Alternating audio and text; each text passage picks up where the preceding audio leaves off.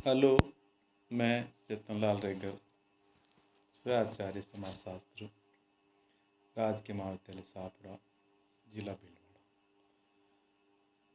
प्यारे विद्यार्थियों, जैसा कि हम पूर्व के कालांशों में समाजशास्त्र के प्रथम अध्याय के बारे में चर्चा कर रहे थे कि समाजशास्त्र के अंतर्गत कौन कौन से उसका जो विषय क्षेत्र है उसके संदर्भ में चर्चा की थी। समाजशास्त्र किसे कहते हैं, उसकी कौन कौन सी परिभाषाएं हैं आदि के बारे में हमने चर्चा की। आज हम इसकी विषय वस्तु अर्थात सब्जेक्ट मैटर क्या है इसके बारे में चर्चा करेंगे। समाजशास्त्र की विषय वस्तु के अंतर्गत और विषय क्षेत्र को लेकर के कई भ्रांतियाँ रही कि दोनों में ही कोई अंतर नहीं है, दोनों को एक ही मान लिया गया, ऐसी स्थितियाँ उत्पन्न हुई। लेकिन विषय वस्तु और विषय क्षेत्र दोनों में अंतर है। विषय क्षेत्र का तात्पर्य उन संभावित सीमाओं से है जहाँ तक किसी भी विषय का अध्ययन अधिक से अधिक किया जा सकता है, और विषय वस्तु के अंतर्गत उन निश्चित बातों या विषय से हैं जिनका अध्ययन एक शास्त्र के अंतर्गत किया जाता है। तो ये दोनों ही चीज़ें अलग है। सबसे पहले ये हमें जानना आवश्यक है कि जो समाजशास्त्र की जो विषय वस्तु है, उसकी जो सब्जेक्ट मैटर है, उसको समझने से पहले इसके संदर्भ में समाजशास्त्रियों के विचारों को जानना आवश्यक है। इसमें इंकल्स ने अपने विचार दिए थे और इन्होंने विषय वस्तु के निर्धारण के लिए 3 पथ बताए: ऐतिहासिक पथ, अनुभवी पथ और विश्लेषणात्मक पथ। कि इसकी विषय वस्तु तीनों पथ के माध्यम से हम समझ सकते हैं। अब ऐतिहासिक पथ के अंतर्गत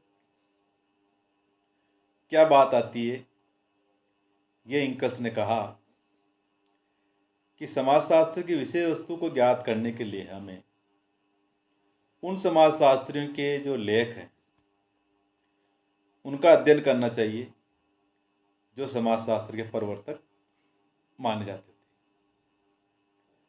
हमें ये देखने का प्रयास करना चाहिए कि इन प्रवर्तकों ने अपने अध्ययन के विषयों में किन सब्जेक्ट को केंद्र बिंदु माना। जैसे सोरोकिन ने अपनी प्रसिद्ध जो कृति थी कंटेम्पररी सोशियोलॉजिकल थ्योरी में उन्होंने 1000 उन लोगों के महत्वपूर्ण कार्य का उल्लेख किया था जिन्होंने जो आधुनिक समाजशास्त्र के विकास में योग दिया। इसी प्रकार हार्वर्ड बेकर, हैरी एल्मर वार्गेस ने भी अपनी पुस्तक social thought from lore to science के 2 प्रमुख ग्रंथ थे, उनमें लगभग 1178 पृष्ठों में इन्होंने समाजशास्त्रीय इतिहास का उल्लेख किया। तो आधुनिक समाजशास्त्र के विकास के अंतर्गत जो समाजशास्त्री हुए जिनका नाम विशेष रूप से उल्लेखनीय है: August Comte, Herbert Spencer, email Durkheim और मैक्स वेबर। इन्होंने 19वीं सदी से लेकर 20वीं सदी तक में इन्होंने समाजशास्त्र का जो प्रारंभिक विकास है फ्रांस में, इंग्लैंड और जर्मनी में हुआ, जहाँ पर इन विद्वानों ने काम किया। और प्रत्येक विद्वान का जो समाजशास्त्र पर व्यक्तिगत बौद्धिक प्रभाव रहा, अर्थात इन सभी समाजशास्त्रियों ने समाजशास्त्र की विषय वस्तु की अलग अलग व्याख्या की। फिर भी उनमें कुछ समानताएं थी। जैसे सभी समाजशास्त्री जो है सामाजिक संस्थाओं के अध्ययन को समाजशास्त्र में शामिल करते थे। ये संस्थाएं जो है परिवार से लेकर राज्य तक की हो सकती है। दूसरी, सभी समाजशास्त्री विभिन्न प्रकार की संस्थाओं के जो पारस्परिक संबंध है के अध्ययन पर भी जोर देते थे। और तीसरी, यह स्वीकार भी करते थे कि संपूर्ण समाज को समाजशास्त्री विश्लेषण की इकाई माना जाना चाहिए, अर्थात उसमें कुछ समानताएं और भिन्नताएं क्यों हैं ये देखना चाहिए। चौथी बात उन्होंने ये बताई थी कि जो सामाजिक क्रिया या सामाजिक संबंध है को समाजशास्त्र के अध्ययन के अंतर्गत शामिल किया जाना चाहिए। तो इन विचारों में मुख्य रूप से वेबर द्वारा जो प्रतिपादित किया गया था उनको अन्य विद्वानों ने भी स्वीकार किया।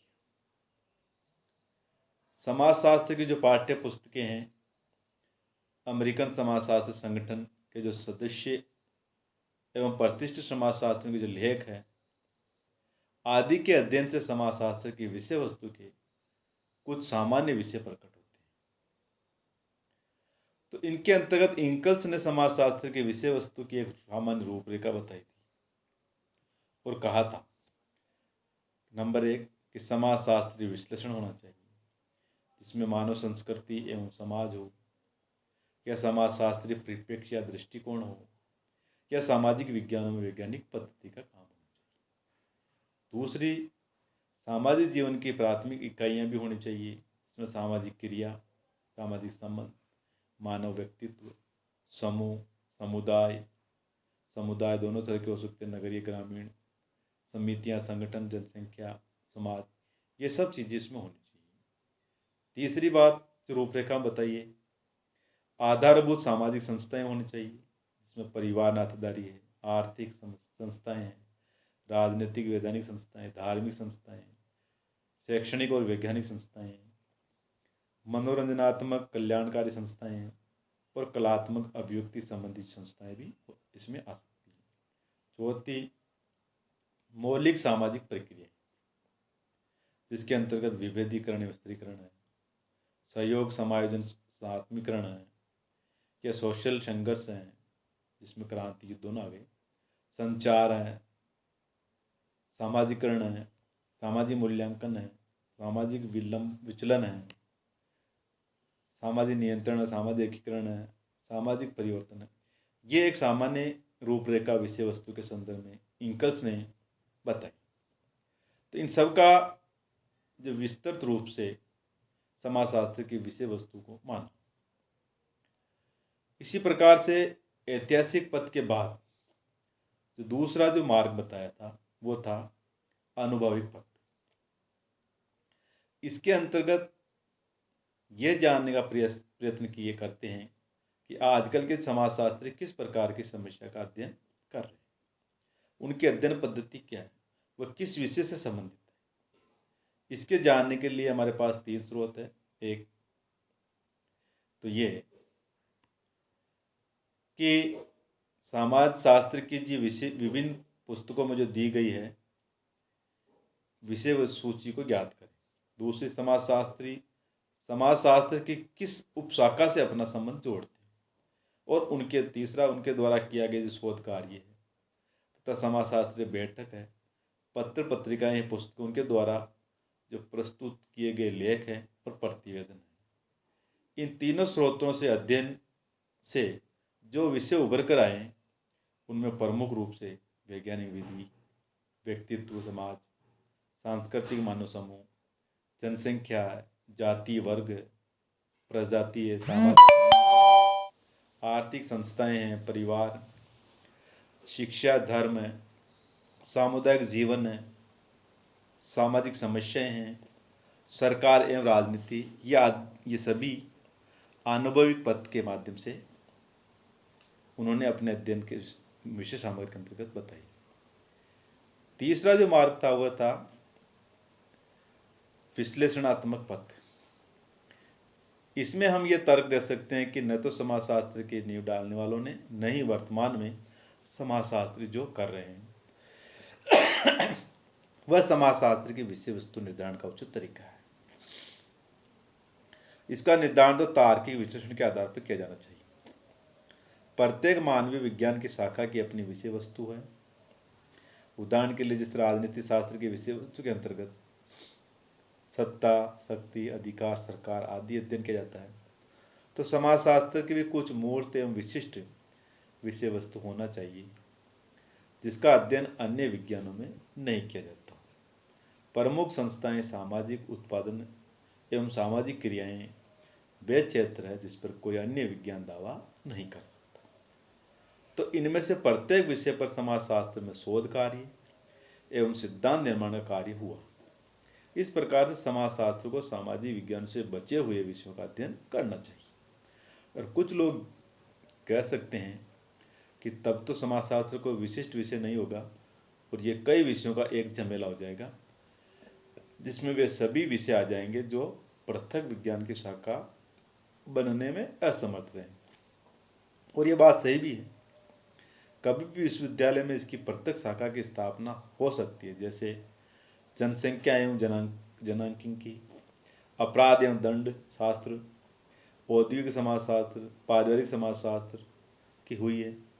तो प्रश्न ये उठता है कि यदि समाजशास्त्र की इसी प्रकार से उपशाखाओं की स्थापना होती रही तो क्या समाजशास्त्र एक पृथक विज्ञान के रूप में अपना अस्तित्व खतरे में पड़ सकता है? तो इसका उत्तर इंकल्स ने नहीं है में देते हैं, क्योंकि फिर भी कई विषय बचे रहेंगे जिस पर समाजशास्त्र का ही दावा बना रहेगा। वे हैं जिस समाज है, संस्था है, सामाजिक संबंध है का अध्ययन।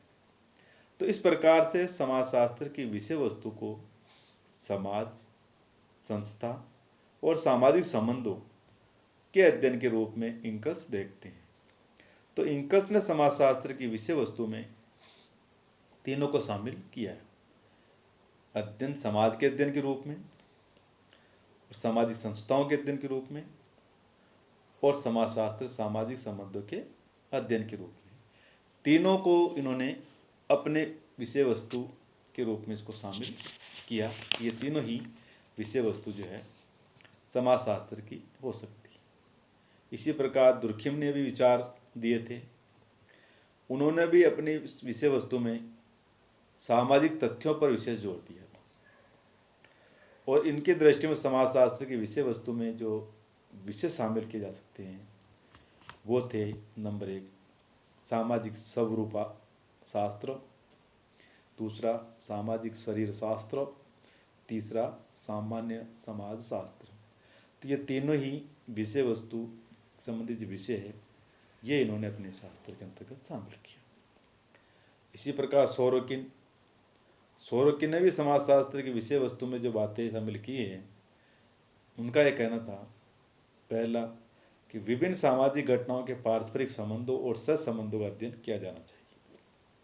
दूसरा, सामाजिक और असामाजिक तथ्यों एवं घटनाओं के बीच पारस्परिक संबंधों और सहसंबंधों का अध्ययन किया जाना चाहिए। और तीसरी, समाज की सभी सामाजिक घटनाओं की जो सामान्य विशेषताएं हैं का अध्ययन इसमें किया जाना चाहिए। तो ये 3 तरह के विचार सोरोकिन ने दिए। इसी प्रकार किंग्सले डेविस ने भी समाजशास्त्र की विषय वस्तु के अंतर्गत कुछ विषयों को शामिल किया है, जिसमें पहला सामाजिक संरचना, दूसरा सामाजिक कार्य, तीसरा सामाजिक अंतर्क्रिया, चौथा व्यक्ति और उसका समाज, और पांचवा सामाजिक परिवर्तन चक्रीय भी हो सकता है, किसी रेखा के रूप में भी हो सकता है।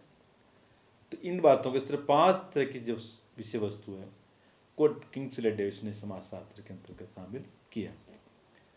तो कहने का तात्पर्य अलग अलग समाजशास्त्रियों ने अपने अध्ययन में अपने दृष्टिकोण से इन विषयों को शामिल किया। अब फाइनली जब निष्कर्ष रूप में हम कह सकते हैं कि वास्तव में समाजशास्त्र का संबंध किससे होना चाहिए, तो मेका और पेज ने स्पष्ट रूप से लिखा था कि समाजशास्त्र सामाजिक संबंध के विषय में है। तो इन सब के आधार पर हम कह सकते हैं कि कई विद्वान जो है समाजशास्त्र की विशेष सामग्री को सामाजिक संबंधी मानते हैं। कुछ विद्वान के कथनों से यह स्वतः स्पष्ट हो जाता है, जैसे मैकावर ने भी कहा था कि समाजशास्त्र की विषय वस्तु सामाजिक संबंधी है। चाहे वह समाजशास्त्र की विषय वस्तु की सूची में कितने ही विषयों को सम्मिलित क्यों न किया जाए, परंतु यह सत्य है कि मूल रूप से समाजशास्त्र में सामाजिक संबंधों का ही अध्ययन किया जाता है। मैक्स वेबर ने भी कहा कि समाजशास्त्र एक ऐसा विज्ञान है जो सामाजिक संबंधों और सामाजिक क्रियाओं का अध्ययन करता है। वॉन विज ने भी कहा कि सामाजिक संबंधों को समाजशास्त्र की विषय वस्तु का आधार है, होना चाहिए, वास्तविक आधार है, ये वॉन विज ने कहा। क्यूबर ने भी इसी महत्व को स्वीकार करते हुए लिखा था, कहा था कि वैज्ञानिक ज्ञान के रूप में सामाजिक संबंधों के विचारों के बारे में वैज्ञानिक ज्ञान के रूप में परिभाषित किया जा सकता है। इसी प्रकार से प्रोफेसर मैकी ने भी समाजशास्त्र की विषय व सामग्री के रूप में सामाजिक संबंधों के महत्व पर प्रकाश डालते हुए लिखा था कि ऊपरी तौर पर ऐसा मालूम पड़ता है कि सामाजिक प्रक्रियाएं, सामाजिक संस्थाएं तथा समाज और आदि समाजशास्त्र की वास्तविक अध्ययन सामग्री हैं। तो समाजशास्त्र का व्यवस्थित अध्ययन तभी किया जा सकता है जब इसकी अध्ययन वस्तु का संबंध समाज से हो। यह बात मैकआवर-पेज ने कही। और समाजशास्त्र के संबंध में मैकआवर-पेज ने कहा था कि समाज का अध्ययन करने वाला शास्त्री समाजशास्त्र है, क्योंकि मनुष्य सर्वप्रथम सामाजिक प्राणी है, उसके बाद वह आर्थिक, राजनीतिक और धार्मिक प्राणी। तो सामाजिक संबंधों के बीच व्यक्ति का सामाजिक जीवन निर्मित होता है। इसके अभाव में एकाकी व्यक्ति की कोई कल्पना की जा सकती है, सामाजिक प्राणी के नहीं। तो सामाजिक प्राणी के रूप में ही व्यक्ति अन्य के साथ आर्थिक, राजनीतिक, धार्मिक, सांस्कृतिक रिलेशन जो स्थापित करता है। तो ये सहयोगपूर्ण या संघर्षमय संबंधों का आधार भी सामाजिक संबंध ही है। कहने का तात्पर्य कि व्यक्ति सामाजिक संबंधों के बीच ही पलता है और जीवन की विभिन्न गतिविधियों में भाग लेता है। तो विभिन्न सामाजिक संबंधों के इसी जाल को समाज कहा गया है और इसी समाज का व्यक्ति के जीवन में महत्व है और समाजशास्त्र इसी समाज का व्यवस्थित अध्ययन करता है। तो ये इसकी विशेष सामग्री रही। अंत में समाजशास्त्र के अध्ययन क्षेत्र और विशेष सामग्री को कुछ सीमाएं समाजशास्त्रियों ने बताई कि कुछ कमियां हैं, कुछ दोष हैं इसके क्षेत्र को लेकर के, विशेष सामग्री को लेकर के। वो क्या क्या हैं वो एक बार हम यहाँ चर्चा करेंगे। तो पहली जो सीमा जो बताई है, जो कमी बताई गई, आलोचना के रूप में जो विचार हैं वो ये हैं कि समाजशास्त्र मानव समाज की आधारभूत विशेषताओं का अध्ययन करता है, न कि पशु समाज की विशेषताओं का। नंबर 2, समाजशास्त्र व्यक्ति के सामाजिक व्यवहारों का अध्ययन करता है, न कि सभी प्रकार के व्यवहारों का। दूसरी कमी। तीसरी, समाजशास्त्र समाज में व्याप्त सामान्य विशेषताओं एवं सामान्य नियमों का अध्ययन करता है, न कि किसी विशेष समाज की विशिष्ट दशाओं का। और नंबर 4 कि समाजशास्त्र का अपना एक पृथक दृष्टिकोण एवं अध्ययन क्षेत्र है, यद्यपि इसके द्वारा किसी भी घटना को प्रभावित करने वाले जो विभिन्न कारक हैं, जैसे आर्थिक, सामाजिक, राजनीतिक और धार्मिक आदि का अध्ययन इसमें किया जाता है। नंबर 5, समाजशास्त्र में यथार्थ तथ्यों का अध्ययन किया जाता है। ये वास्तविकता पर जोर देता है, क्या है का अध्ययन करता है, न कि क्या होना चाहिए। अन्य शब्दों में कहे तो समाजशास्त्र कल्पना, दर्शन, आदर्श से कोई संबंध नहीं।